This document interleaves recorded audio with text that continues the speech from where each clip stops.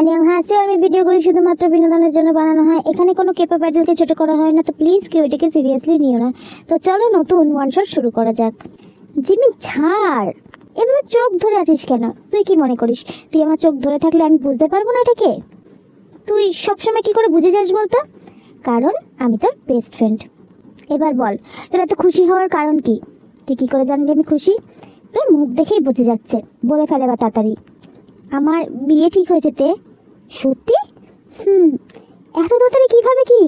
আরে গত সপ্তাহে যে বিয়ে বাড়িটায় গিয়েছিলাম, ওখানে একটা ছেলের আমাকে দেখে নাকি পছন্দ হয়েছে। তারপর তার বাড়ির লোক আমার বাড়িতে যোগাযোগ করে, আর তারপরে সমস্তটা ঠিক হয়ে যায় হঠাৎ করেই। আরে বাহ, তাহলে তো খুব শিগগিরই আমি একটা বিয়ের নিমন্ত্রণ পাচ্ছি। শুধু নিমন্ত্রণ কি বলছিস? আমার বিয়ের সমস্ত কিছু তোকেই করতে হবে, কেনা কাটা আমাকে সাজানো সব। আচ্ছা সেসব তো বুঝলাম, কিন্তু আমাদের জামাইবাবু ছবিটা দেখা। এই দেখ, জামাইবাবুকে দেখতে কিন্তু অনেক সুন্দর। এসব কথার মাঝেই জিমিনের ফোনটা বেজে ওঠে। হ্যালো হ্যালো, আমি সুগা বলছি। চিনতে পেরেছেন নিশ্চয়ই? ও হ্যাঁ হ্যাঁ বলুন। আজকে কি আমরা একটু দেখা করতে পারি? আসলে বিয়ে তো আমাদের ঠিক হয়েই গেছে, নিজেদের মধ্যে যদি একটু কথা বলা যেত খুব ভালো হতো। আজকে আচ্ছা যেতেই পারি, তবে আমার সাথে আমার এক বান্ধবী যাবে। কোনো সমস্যা হবে না তো? আরে না না, কিসের সমস্যা? ঠিক আছে, আপনার বান্ধবী যখন আসবে আমি আমার দাদাকে না হয় নিয়ে আসবো, কোম্পানি দিতে পারবে। আচ্ছা বেশ, কোথায় যেতে হবে বলুন? ঠিক আছে, আমি হোয়াটসঅ্যাপে তোমাকে সেন্ড করে দিচ্ছি। এইতে চ। কোথায় যাব? আমার সাথে যাবি? শোন না, ওই আমার যার সাথে বিয়ে ঠিক হয়েছে সে না ফোন করেছিল, একটু দেখা করতে চাইছে। আর তুই তো জানিস আমার একা একা কোথাও যেতে ভালো লাগে না, তাই তুই আমার সাথে যাবি। পাগল হয়ে গেছিস নাকি? তোরা ওখানে দেখা করতে যাচ্ছিস, আমি ওখানে কাবাব মে হাড্ডি হয়ে কী করব?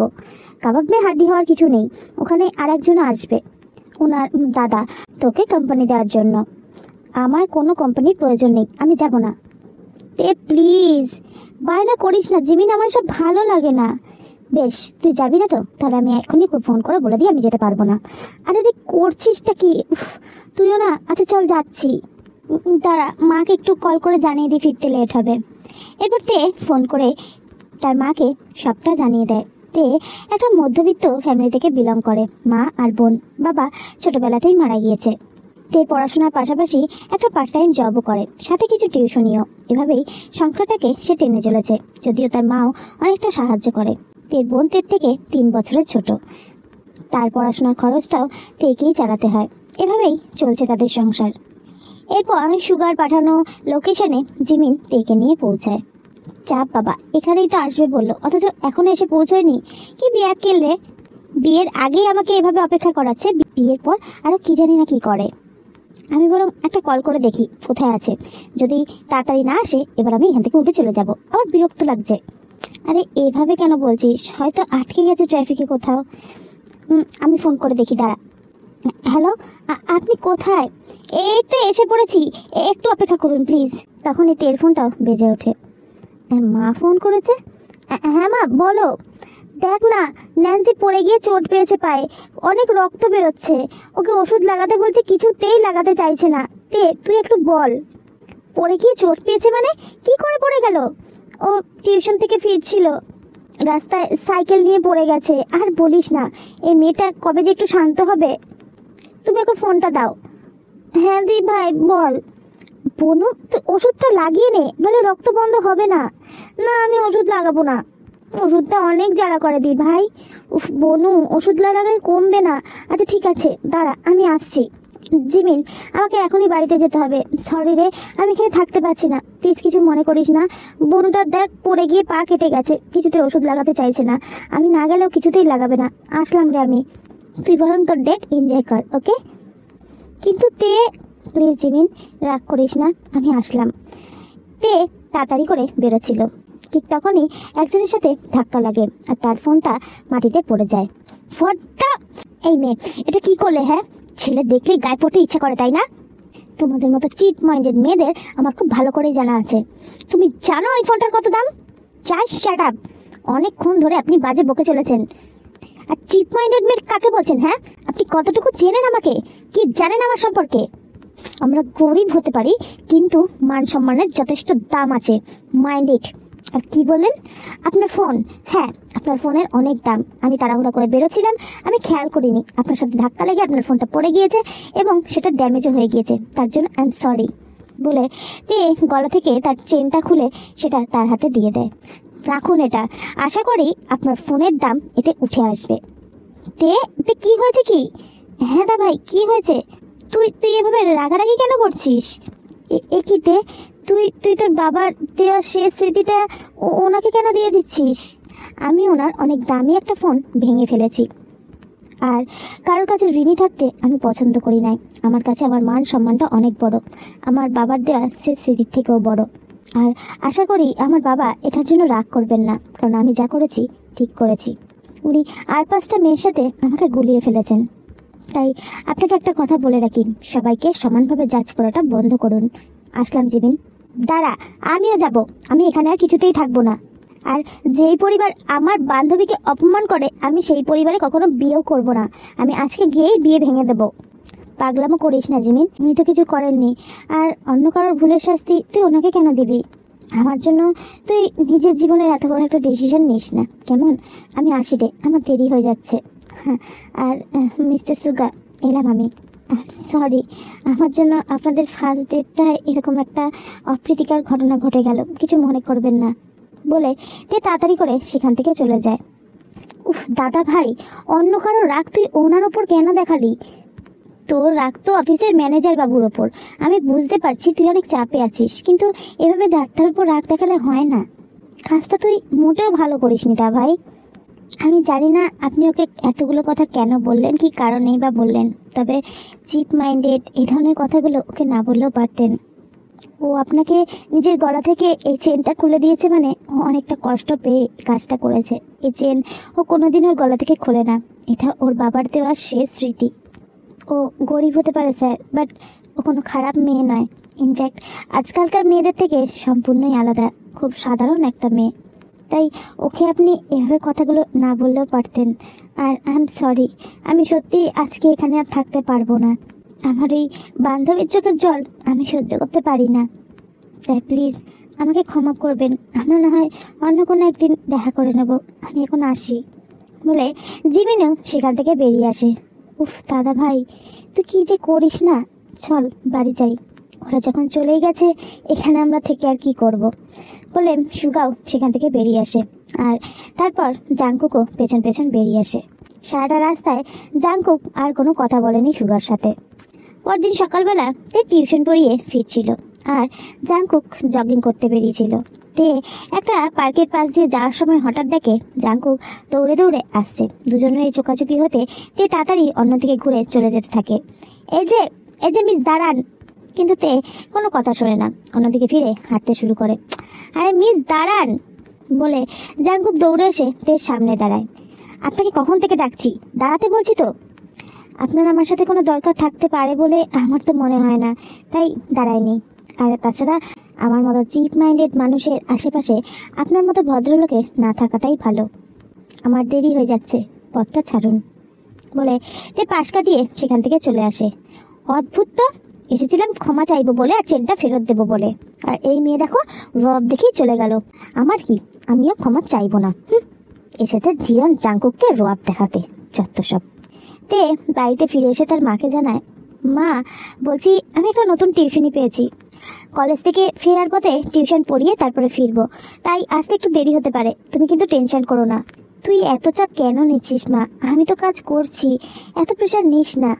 মা দিন দিন সংসারের খরচা বাড়ছে, আর তুমি আর কত করবে বলো। আমি তো জাস্ট টিউশনই করি, এতে তো আর কোনো কষ্ট হয় না। তুমি চিন্তা করো না, আমি সবটা ম্যানেজ করে নেবো বলে খেয়ে দে কলেজে বেরিয়ে আসে। কলেজ থেকে ফেরার পথে সে যে নতুন টিউশনি পেয়েছে সেখানে যায়, আর বাইরে থেকে বেল বাজায়। একজন ভদ্রমহিলা এসে দরজাটা খুলে দেয়। আমি তেইয়ং, আপনার ছেলেকে পড়ানোর জন্য এসেছি। ও আচ্ছা, তুমি তেইয়ং, এসো এসো, ভেতরে এসো। আমার ছেলেটা কিন্তু বড্ড দুষ্টু, কোনো টিচার রাখতে পারি না। সব টিচারের সাথেই এমন দুষ্টুমি করে যে সবাই এখান থেকে পালিয়ে যায়, কারোর কাছে পড়তেই চায় না। তুমি দেখো, তুমি যদি একটু পড়াতে পারো। আচ্ছা আপনি টেনশন করবেন না। কোথায় আপনার ছেলে, ডাকুন তাকে। ডোডো, ডোডো, এদিকে এসো, তোমার নতুন টিচার এসেছেন। আমি কোনো টিচারের কাছে পড়বো না মাম্মা। ডোডো, এখানে আসতে বলেছি।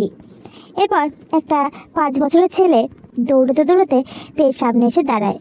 হেই, হু আর ইউ? ডোডো, এমন করে কথা বলতে আছে? আপনি কিছু মনে করবেন না, ছেলেটা বড্ড দুষ্টু। আরে আপনি চিন্তা করবেন না, আপনি যান, আমি ওকে দেখছি। তা ডোডো শোনা, আমি হলাম তোমার টিচার, নতুন টিচার। কিন্তু আমি তো পড়বো না। কেন শোনা, পড়বে না কেন? আমার পড়তে ভালো লাগে না। তাই বুঝি? তা তোমার কি করতে ভালো লাগে? আমার ছবি আঁকতে ভালো লাগে। আমার ছবি আঁকতে অনেক ভালো লাগে, তুমি জানো? বাহ, এটা তো খুব ভালো। তুমি জানো, আমারও ছবি আঁকতে অনেক ভালো লাগে। সত্যি? তুমি ছবি আঁকতে পারো? পারি তো। চলো তাহলে আজকে আমরা দুজন ছবি আঁকবো। সত্যি বলছো? সত্যি বলছি। চলো আমরা দুজন বসে ছবি আঁকি। ইয়ে, কি মজা! চলো চলো চলো। এরপর তে বাচ্চাটাকে নিয়ে গিয়ে ছবি আঁকতে বসায়। বাচ্চাটা খাতার মধ্যে কিছু একটা আঁকে আর তেকে দেখি বলে, এই দেখো, এটা আমার মামু। কি সুন্দর দেখতে, তাই না? তে তাকিয়ে দেখে একটা গোল বৃত্ত আর দুটো চোখ আঁকা, আর কিছুই নেই। এবার এটার মধ্যে শুধু একটা সানগ্লাস পরিয়ে দিলেই পুরো আমার মামুর মতো দেখতে লাগবে। এটা তোমার মামু? এটা আমার মামুই তো। আচ্ছা ঠিক আছে, তোমার মামুকে আমি আরেকটু সুন্দর বানিয়ে দিই। সত্যি সত্যি তুমি সুন্দর বানিয়ে দেবে? এবার তে খাতাটা নেয় আর সেই গোল বৃত্তটার মাথায় একটা টিক্কি এঁকে দেয়, আর নাকের জায়গায় একটা টমেটো, আর মুখের জায়গায় একটা রেক্ট্যাঙ্গেল। এই দেখো, এবার সুন্দর লাগছে না? এবার তো অনেক সুন্দর লাগছে। আমি এটা মামুকে দেখাবো। তুমি অনেক সুইট, পুরো রসমালাইয়ের মতো। তুমি আজ থেকে আমার রসমালাই, ঠিক আছে? সে আমি হতেই পারি, কিন্তু আমার সাথে এরকম ছবি আঁকার জন্য আমার কাছে কিন্তু একটু পড়তেও হবে। আমার পড়তে ভালো লাগে না। আচ্ছা, আমরা গল্প করতে করতে পড়বো, ঠিক আছে? গল্প করতে করতে গল্প করতে করতে পড়বো, ঠিক আছে? আচ্ছা ঠিক আছে, ঠিক আছে রসমালাই, আমি তোমার কাছে পড়তে রাজি আছি। তুমি অনেক সুইট আর কত সুন্দর ছবি আঁকো।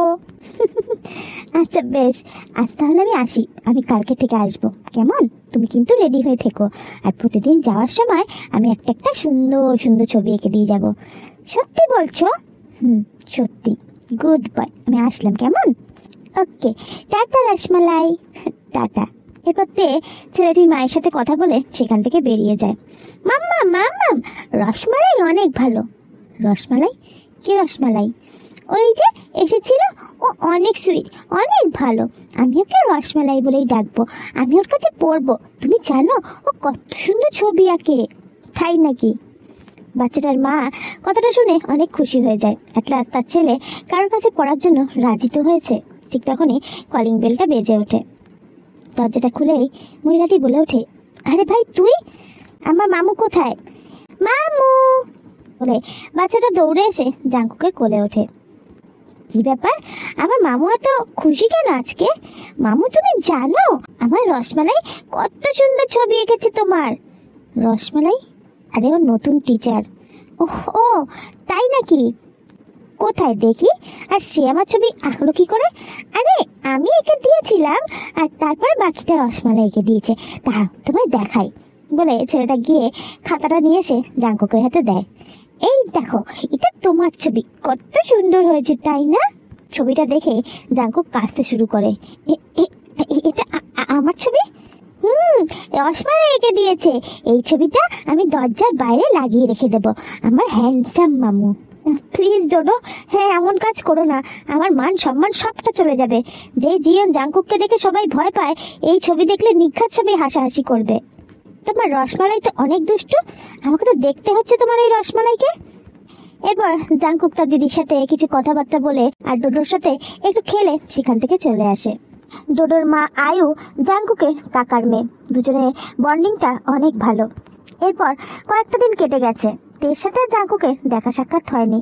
এদিকে তে একটা চাকরির খুব চেষ্টা চালাচ্ছে। পেপারে দেওয়া কর্মক্ষেত্র থেকে কিছু নাম্বার নিয়ে এদিক ওদিক কলও করেছে, কিন্তু খুব একটা লাভ হয়নি। অবশেষে সে দেখলো পেপারে লেখা রয়েছে জিয়ন কোম্পানিতে একজন পিএর প্রয়োজন। তে অ্যাপ্লাই করবে কি করবে না এটা নিয়ে চিন্তা করছিল। তখনই জিমিন তাকে বলল, আরে অ্যাপ্লাই করে তো দে, পেলে কি পেলি না সেটা না হয় পরেই দেখা যাবে, চেষ্টা করতে সমস্যা কি আছে, আর তোর গ্র্যাজুয়েশনে যে নাম্বার আছে তাতে তুই পেয়ে যেতেও পারিস। এরপর তে সেখানে অ্যাপ্লাই করে দেয়, আর দুদিন পর ইন্টারভিউয়ের জন্য তাকে ডাকা হয়। ইন্টারভিউর দিন তে রেডি হয়ে পৌঁছে যায় জিয়ন ইন্ডাস্ট্রির সামনে। বিশাল বড় একটা বিল্ডিং। তে ভয় ভয় রিসেপশনিস্টের কাছে যায় এবং জানতে চায় কোথায় ইন্টারভিউ হতে চলেছে। তিনি তেকে ঠিকানাটা বলে দেয়। তে আস্তে আস্তে করে সেখানে পৌঁছে দেখে অনেকেই তার মতো সেখানে ইন্টারভিউর জন্য এসেছে। প্রত্যেকেরই হাই কোয়ালিটি। এক এক করে সকলেই ইন্টারভিউ দিতে যাচ্ছে, আর বেরিয়ে এসে বেশ কনফিডেন্সের সাথে বলছে জবটা তাদের হয়ে যাবে। তে আশা ছেড়েই দিয়েছে। এরপর তে ডাক আসে। ভেতরে যেতে দেখে দুজন মধ্যবয়স্ক লোক তার ইন্টারভিউ নিচ্ছে। তোমার নাম? কিম তে ইয়ং। আচ্ছা বসো। Thank you sir. এরপর তে তার ফাইলটা এগিয়ে দেয়। তারা সেটা চেক করে বলে, তুমি মাস্টার্স করছো? Yes sir. তোমার কোয়ালিটি তো খুবই কম, যদিও মার্কসটা অনেক ভালো। তুমি কি জানো তোমার আগে যতজন এখানে ইন্টারভিউ দিয়ে গেছে প্রত্যেকেই মাস্টার্স কমপ্লিট করে ফেলেছে। তোমার মনে হচ্ছে না এত কম যোগ্যতায় তুমি এখানে জবটা কিভাবে পাবে? আমি জানি না স্যার আমি জবটা পাবো কি না, তবে জবটা আমার দরকার, তাই ইন্টারভিউ দিতে এসেছি। আপনারা আমাকে প্রশ্ন করে দেখতে পারেন, আর যদি যোগ্য মনে হয় তবে না হয় চাকরিটা দেবেন। ধরে নাও তোমাকে আমরা চাকরিটা দিয়ে দিলাম, তাহলে তোমার থেকে আমরা কি পাবো? স্যার আমি আমার 100% দেবো আপনাদের এই কোম্পানির, যাতে কখনো কোনো ক্ষতি না হয় সেই চেষ্টাই করব। আর আমি আমার কাজটা সঠিকভাবে করার চেষ্টা করব। আমি আমার বেস্টটাই আপনাদের সামনে তুলে ধরবো। এরপর তারা আরও কিছু প্রশ্ন করে, তারপর তে সেখান থেকে চলে যায়। তে বুঝে গেছে এই জবটা তার হবে না কিছুতেই, তাই সে চলে যায় টোটোকে পড়াতে। টোটোকে পড়াতে গিয়ে বেলটা বাজাতেই আজ অন্য কেউ এসে দরজাটা খোলে। আপনি আপনি এখানে আপনি এখানে কি করছেন? হ্যাঁ রসমালাই, তুমি এসে পড়েছো। তুমি জানো আমি তোমার জন্য কখন থেকে ওয়েট করছি, খাতা পেন্সিল সব রেডি করে। আজকে মামুকে আমরা আরো সুন্দর করে আঁকবো, ঠিক আছে? এই দেখো এটা আমার মামু। জাঙ্কুক বড় বড় চোখ করে তের দিকে তাকায়, তারপর ডোডোর দিকে তাকিয়ে বলে, এটাই সেই রসমালাই? হ্যাঁ তো এটাই সেই রসমালাই। আর যে ওই যে সেদিন তোমার সুন্দর ছবিটা এঁকেছিল, তোমাকে তো আমি দেখিয়েছিলাম। কথাটা শুনেই তের চোখগুলো বড় বড় হয়ে যায়। তার মানে জাঙ্কুকই সেই মামু? তে একটা ঢোক গেলে, কিন্তু তার বড্ড বেশি হাসি পাচ্ছে। কিন্তু এই মুহূর্তে যদি জাঙ্কুকের সামনে হেসে ফেলে এটা একটা কেলেঙ্কারি ব্যাপার হয়ে যাবে, তাই সে কোনো রকমে সেখান থেকে মানে কেটে পড়ে ডোডোর ঘরে। এদিকে জাঙ্কুক তো রাগে ফুঁসছে, তার এরকম ছবিতে এঁকেছে। তোমার এত বড় সাহস আমাকে নিয়ে মজা করার, দাঁড়াও দেখাচ্ছি তোমার মজা আমি। তারপর জাঙ্কুক ডোডোর ঘরে যায়। এই মেয়ে, তুমি আমাকে নিয়ে এ ধরনের উল্টোপাল্টা ছবি কেন এঁকেছো? ফার্স্ট অফ অল আমি জানতাম না ওটা আপনি, তবে যদি জানতাম আরো সুন্দর করে ছবিটা আঁকতাম, মানে ওই মুখটা গোল না পেয়ে টিনের ডাব্বার মতো আঁকতাম। কি বললে? আমার মুখ টিনের ডাব্বার মতো? নিজের চেহারাটা দেখেছে কখনো? হ্যাঁ দেখেছি, আপনার থেকে অনেক বেটার। বলে তে একটা মুখ বেঁকানি দেয়, সেটা ডোডো দেখে। রসমালাই এটা কি? আমাকেও শিখিয়ে দাও, আমিও মামুকে দেব।